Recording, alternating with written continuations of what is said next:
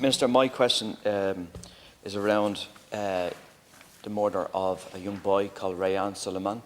He's a 7-year-old boy that was chased to his death by the Israeli army. And my question is, have you spoken to the Israeli ambassador in Ireland in relation to not only that murder, but also countless other murders in the last year?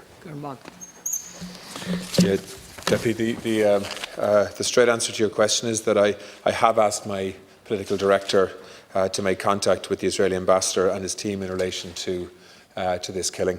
I was deeply concerned to learn of the death of a 7-year-old boy, Rayan Suleiman, during the Israeli Defence Force operations in the occupied West Bank last Thursday, the 29th of September, and I want to extend my deepest sympathies to his family.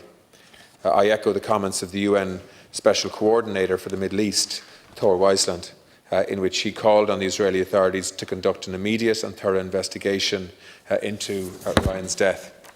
Children continue to endure the worst of the Israeli-Palestinian conflict. Of the 49 Palestinians killed during the hostilities in and around Gaza in August, 17 were children. Every child is born with the right to safety, the right to protection and the right to development. For Palestinian children, these rights are violated on a daily basis. Ireland has consistently raised the severe impact of the Israeli-Palestinian conflict on children, including during our current tenure of the Security Council. Ireland has called on Israel to comply with its obligations under the UN Convention on the Rights of the Child and the International Covenant on Civil and Political Rights. Children must never be the target of violence or put in harm's way. Furthermore, Ireland is a long-standing supporter of the work of UNRWA, which provides vital services, including education, to 5.7 million registered Palestinian refugees in the occupied Palestinian territory in Lebanon, Jordan and Syria. Last year, Ireland signed an agreement with UNRWA to provide predictable financial support to the agency, pledging €6 million per annum over 3 years. During the recent visit to Dublin of the Palestinian President, Mahmoud Abbas, I was pleased to announce an additional €2 million in funding for UNRWA, bringing our total contribution this year to €8 million. So, Deputy, I have raised it.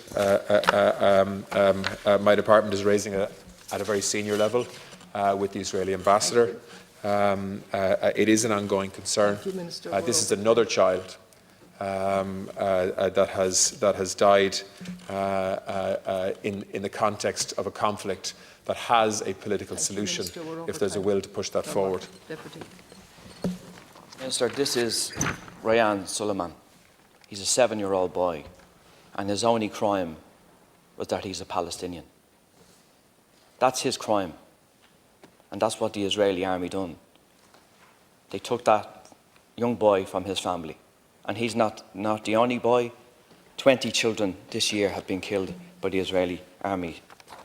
And you don't have to listen to me, but listen to the Human Rights Chief, Michelle Bachelet.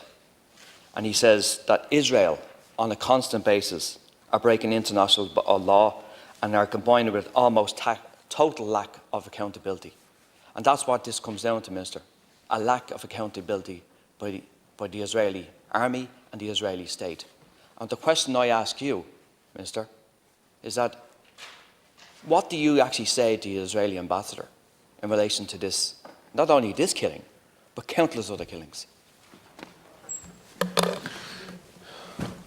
Well, Deputy, what I say to the Israeli ambassador is the same as what we have been saying internationally to Israel in multiple different fora, whether it's the Human Rights Council, whether it's the Security Council, whether it's EU meetings.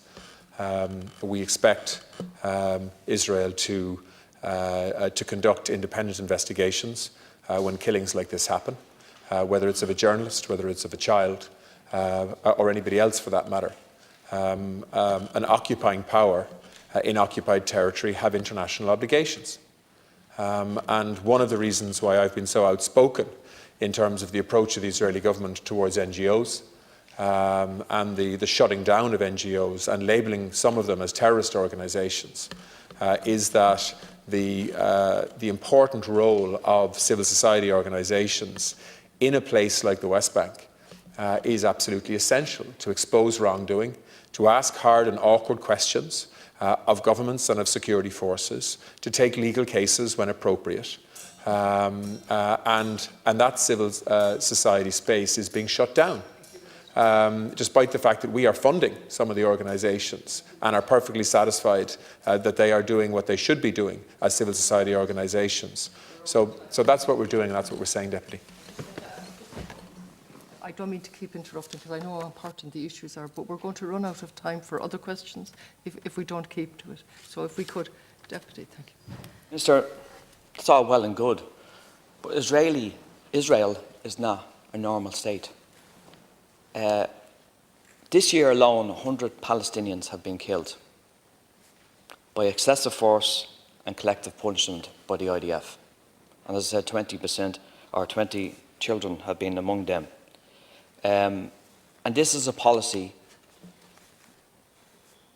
that runs right through the Israeli state to crush down on any resistance in relation to Palestinian resistance. Because that's how states like Israel exist and continue. Because they have to use violence and they have to use excessive violence to exist. So when Palestinians fight back, whether it's armed or peacefully, you can't blame them. You just can't blame them for fighting back when you have children being murdered on a daily basis.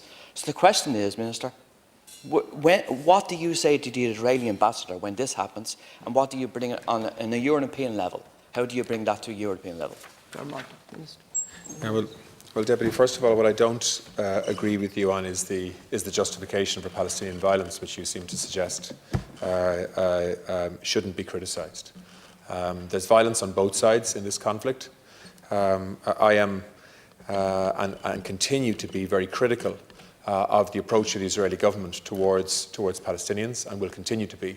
But I will also strongly criticise radical factions within Palestinian society that are also responsible for violence. What we need here is a peace process. And we're moving further and further away from a viable peace process in terms of the decisions that have been taken and what's been happening on the ground in the last number of years. The international community needs to do a lot more to change the direction of that conflict. Ireland wants to be part of facilitating and encouraging and pushing for that, as I said earlier. And so my conversations with the Israeli government, with Israeli ministers and with the Israeli ambassador have been consistent. Israel is a country that Ireland wants a relationship with, Thank you, Minister, but we will be clear in terms of our view, in terms of international law and the obligations on the Israeli government towards Palestinian people in lands that they occupy.